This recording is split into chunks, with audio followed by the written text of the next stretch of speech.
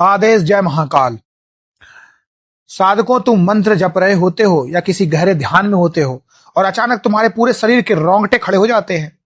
और सबसे ज्यादा साधना में यही एक लक्षण निकल कर आता है और सबसे ज्यादा कमेंट भी इसी के होते हैं कि मेरे रोंगटे खड़े हो गए। तुम्हें अपनी त्वचा पर एक अजीब सी सिहरन और ठंडी लहर महसूस होती है। तुम इसे महज एक शारीरिक प्रतिक्रिया समझते हो। जागते रहो, क्योंकि अघोर तंत्र में रोंगटों का खड़ा होना कोई साधारण बात नहीं है। यह तुम्हारे शरीर और ब्रह्मांडी ऊर्जा के बीच होने वाले महामिलन का भौतिक प्रमाण है। आज मैं अपने इस वीडियो के माध्यम से उस गुप्त और खौफनाक सच का पर्दाफाश करूंगा कि साधना के समय रोंगटे खड़े होने का असली तांत्रिक मतलब क्या है और उस पल तुम्हारे साथ कौन सी महाशक्ति खेल रही होती है। अगर तुम्हारे साथ भी ये घट रहा है तो समझ लो तुम्हारी रूह ने अब शक्ति को छू लिया है। देखो, शरीर की ये हलचल बताती है कि तुम्हारा पात्र अब भरने लगा है, पर इस ऊर्जा को संभालना हर किसी के बस की बात नहीं। बिना गुरु के मार्गदर्शन के ये सिहरन केवल एक रोमांच बनकर रह जाएगी, सिद्धि नहीं। अगर साधना के दौरान तुम्हारे शरीर के रोंगटे बार बार खड़े होते हैं और तुम्हें एक अजीब सा खौफ या परम आनंद महसूस होता है तो बिना डरे अपनी स्थिति नीचे कमेंट में लिखो। मैं हर दिन उन 5 साधकों के नाम लेकर उनके जवाब अपने अगले वीडियो में दूंगा, जिन्हें महादेव ने खुद इस दिव्य संचार के लिए चुना होगा। देखो साधक, पहला और सबसे बड़ा सच है, जब तुम मंत्र का उच्चारण करते हो तो तुम्हारे चारों ओर एक सुरक्षा कवच ऑरा बनने लगता है। जब कोई बाहरी दैवी शक्ति या तुम्हारे ईष्ट की ऊर्जा तुम्हारे इस कवच को पार करके तुम्हारे शरीर को स्पर्श करती है तो तुम्हारे रोंगटे खड़े हो जाते हैं। इसी को तंत्र में शक्ति स्पर्श कहते हैं। यह इस बात का संकेत है कि तुम्हारी पूजा अब शब्दों तक सीमित नहीं है, बल्कि उसने सूक्ष्म जगत में हलचल पैदा कर दी है। और उसी पल तुम्हारे इष्ट तुम्हारे इतने करीब होते हैं कि उनकी ऊर्जा की तपन, गर्मी तुम्हारी त्वचा यानी तुम्हारा शरीर महसूस करने लगता है। देखो, खगोल शास्त्र कहता है कि हमारे शरीर में हजारों छिद्र होते हैं, जिसे हम इंग्लिश में पोर्स बोलते हैं, जो सूक्ष्म ऊर्जा के द्वार हैं। जब साधना के दौरान तुम्हारे भीतर मंत्र की अग्नि पैदा होती है तो वह तुम्हारे शरीर के भीतर के विकारों को, जो अशुद्धियां हैं, जो गलतियां तुम करते हो, उसको यानी नकारात्मकता को बाहर ढकेलती है। जब ये ऊर्जा इन छोटे द्वारों से बाहर निकलती है तो रोंगटे सीधे खड़े हो जाते हैं।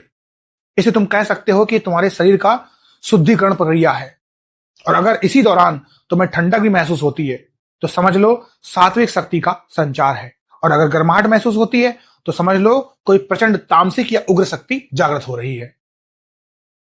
अब तीसरा और सबसे गहरा चोट जो सच है, रोंगटे खड़ा होना। देखो, तुम्हारी सुषुम्ना नाड़ी जो होती है उसमें सूक्ष्म स्पंदन का संकेत, जब मूलाधार से ऊर्जा की एक लहर ऊपर की ओर उठती है, यानी जो मूलाधार चक्र होता है वहां से कोई ऊर्जा ऊपर की ओर उठती है तो वह तुम्हारे नर्वस सिस्टम, जिसे हम हिंदी में स्नायु तंत्र कहते हैं, को झकझोर देती है। यह एक इलेक्ट्रिकल यानी बिजली के झटके जैसा होता है। यह बताता है कि तुम्हारी साधना अब केवल मन तक नहीं है, बल्कि तुम्हारी कोशिकाओं तक पहुंच चुकी है। उस पल तुम्हारा शरीर एक एंटीना की तरीके से काम करने लगता है, जो ब्रह्मांड के गुप्त संकेतों को पकड़ता है। और यही तुम्हारी पात्रता की मुहर है। देखो साधकों, इसे ऐसे समझो, एक उदाहरण से समझते हैं इसे। जैसे सपोज दैट एक पुराना रेडियो होता है, तुम उसका बटन घुमाते हो और स्टेशन ढूंढते हो। जब सुई सही स्टेशन पर पहुंच जाती है तो रेडियो से एक आवाज आती है, चू चू की, चरचराहट की। वो शोर बताता है कि तुम अब सही फ्रीक्वेंसी के बहुत करीब हो। तुम्हारा जो शरीर है वो रेडियो है और जो साधना है वो फ्रीक्वेंसी है, और रोंगटों का खड़ा होना वही चरचराहट है। ये संकेत है कि तुम्हारा संपर्क महादेव के स्टेशन से होने ही वाला है। अगर तुम उस वक्त हिल गए या डर गए तो तुम वो संदेश नहीं सुन पाओगे। जैसे भूखे को रोटी की खुशबू से ही भूख मिट जाती है, वैसे ही सच्चे साधक को रोंगटों के खड़े होने से समझ आ जाता है कि उनका अब महाकाल के साथ एक नाता जुड़ रहा है। अब महाकाल जी उनके बहुत करीब खड़े हैं। इस रोमांच से आपको डरना नहीं है, इसे प्रसाद समझकर आपको लेना है, यानी ग्रहण करना है।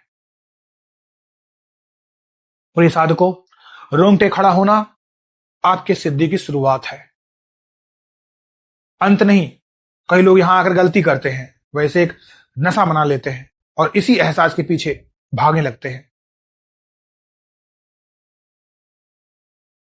याद रखना, अगर तुम इसका दिखावा करोगे या दूसरों को बताओगे कि देखो मुझे क्या महसूस हो रहा है, तो वो शक्ति वहीं रुक जाएगी।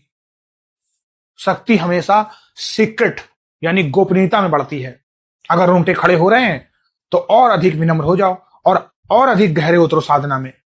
मर्यादा में रहोगे तो यह सिहरन तुम्हें समाधि तक लेकर जाएगी, और अगर अहंकार किया तो तुम महज एक मानसिक भ्रम के शिकार होकर रह जाओगे।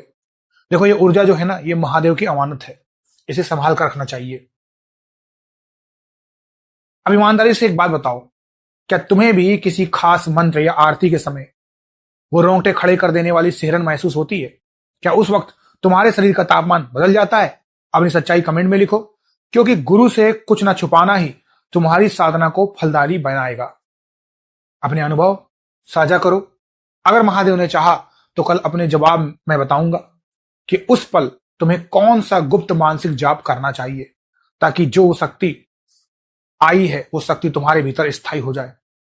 इस अघोर साम्राज्य के साथ जुड़ो और अपनी आत्मा को जागृत करो। आदेश। जय महाकाल।